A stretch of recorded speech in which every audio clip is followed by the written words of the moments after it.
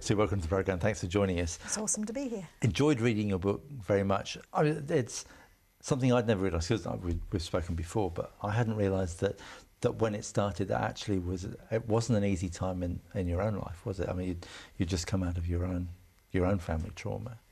Yeah, those early years were actually really difficult, stretching years. The years immediately prior to setting up Orphans Aid, it had felt like a lot of things in my life had been tipped upside down.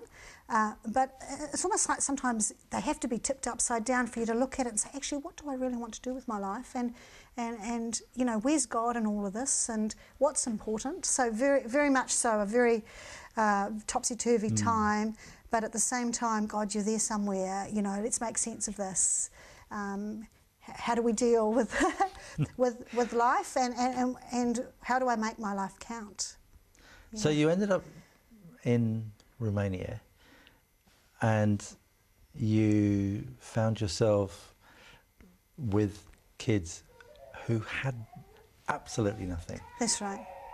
Just tell us a bit about what you found there when you went to that hospital, because yes. it was shocking. That's right. Well, actually, the first time I went to Romania, I was afraid of finding children. I felt like if I find them, I don't know how I'll cope with that.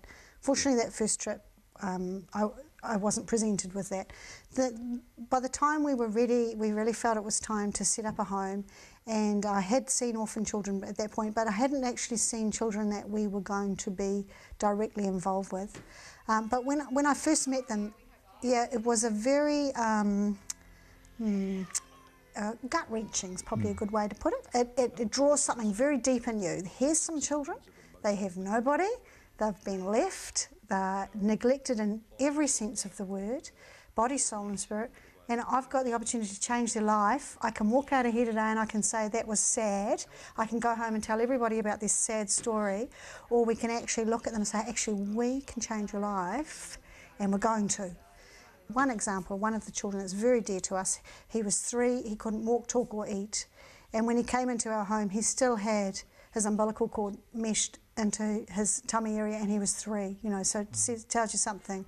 He had to learn to walk, he had to learn to talk, he had to learn at 3 what a spoon was in his mouth.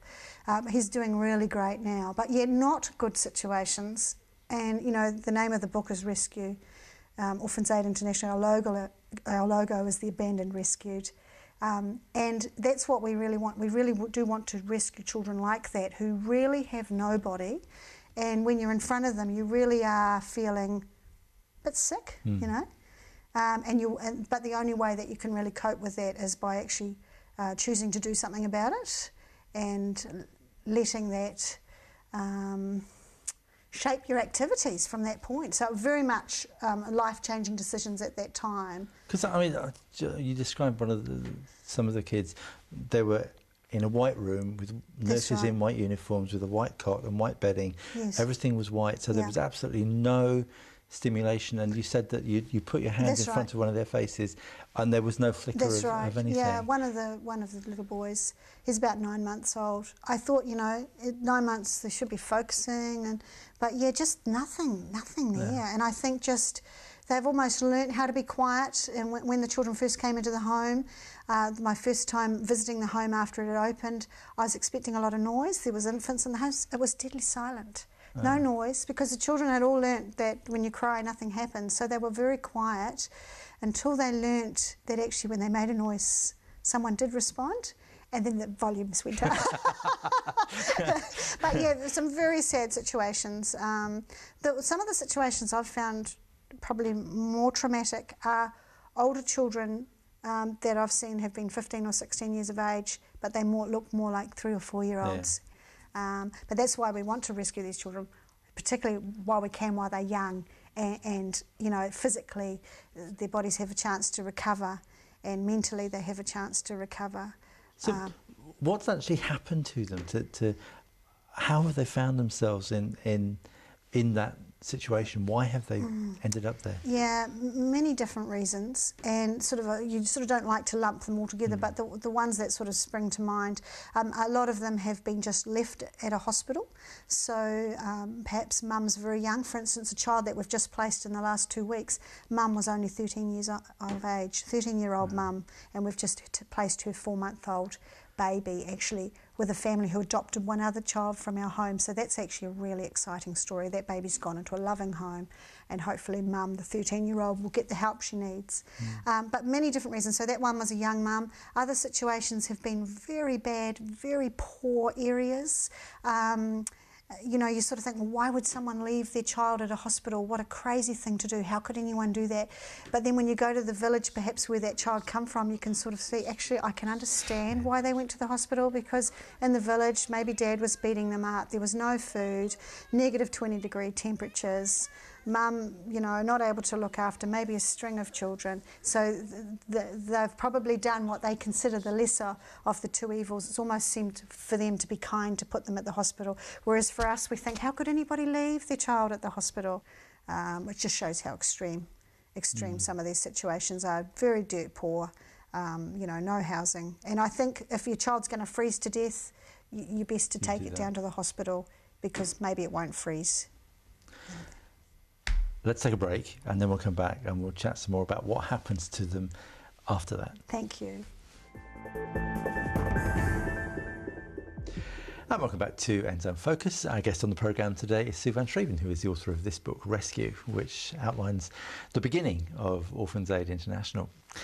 So before the break, we were talking about how some of the kids in your first home in Romania had come from the worst possible situation. That they were malnourished, they had no intellectual stimulation, had no stimulation at all.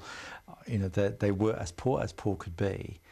So what happens to them? You had set up your home, your first orphanage in Romania by then.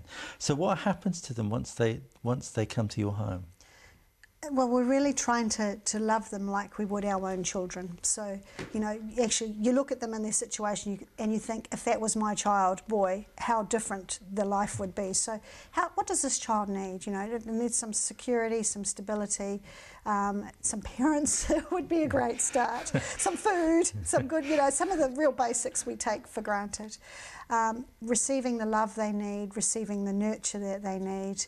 And, you know, hopefully if we can find parents for them, we've placed more than 20 of them now into their own families, so that's great. So when we place a child, we can bring another one into the home. So, and some of those children are in foster, some of them have been adopted out. So, yeah, looking at the bigger picture, some children may be with us a short time. If we can get them into a permanent mum and dad situation, fantastic. Some of them may be with us to the point where they're needing to go off to university. So a little bit like our own children, you know, what are their individual needs and what's best for that child. One of the interesting things, though, is that, I mean, you mentioned at the beginning how people assumed that you must have linked up with some huge international organisation that was running this, and actually, it was pretty much you. Yes. You and a few mates in Invercargill. That's right. And it seems like so often you had this hand-to-mouth existence as you were trying to do things. You know, you had no money, and then just enough money would come in to fulfil whatever was needed next. Right. And that's one of the reasons too I wanted to write the book, was as time goes on you can forget some of the detail, and actually there's been a lot of miracles along the way, and I wanted to record those and I wanted to write them down, and for a couple of reasons. Is I wanted people to understand that actually God had provided, actually He is interested in the orphan and the widow, and also I wanted to encourage other people that if you do what it is that you're meant to do, God will do what He has said He will do. God does care, He does work miracles, and I just wanted to encourage those that were out there that were stepping out to give something a go, that, you know, if it's in the heart of God, if it's practically loving and caring for people, it'll happen, you know, and just to step out and let God be God, and you do your bit, and the rest will be history. Tell me about Carl, your husband, and you've got two boys, Ben and Daniel. Yes. They must be pretty special men, I reckon, to put up with you gallivanting around the world like you do. Yeah, they are. Actually, I think they're more than special. Yeah, my husband, he has been amazing, because He, as you probably know, I've put in the book, he could have stopped things earlier on, and he was risking his own reputation, his own finances. But I think it's been a faith journey for both of us. We've seen God come through, and there's been times when I've sort of been a little bit wavering of, it almost feels like it's too hard. And Carl will say, yeah, but look what happened last time. Look, and you pull each other. That's the beauty of a relationship, isn't it? The strength in a good marriage, So, yeah, he has been tremendous, and has had the grace to help carry the load. And it is one of those things too, if it's not working for your family, you've got to question it, don't you? And the boys, they've seen some things that have been pretty hair-raising. I took my 12-year-old son with me to India last year, and there was a traumatic time for him actually, and I kind of wondered at one point whether I threw him in the deep end too much. But this is the world we live in. There's a lot of needs out there, and we can be the answer to those needs.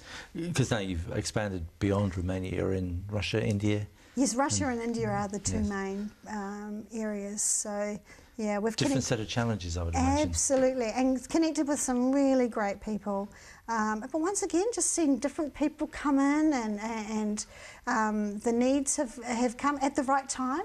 Sometimes you can't see it, but when you step out, the answer comes. So that's one of the things I've wanted to encourage through the book is, what is the dream that God's given to you, and to begin to pursue that.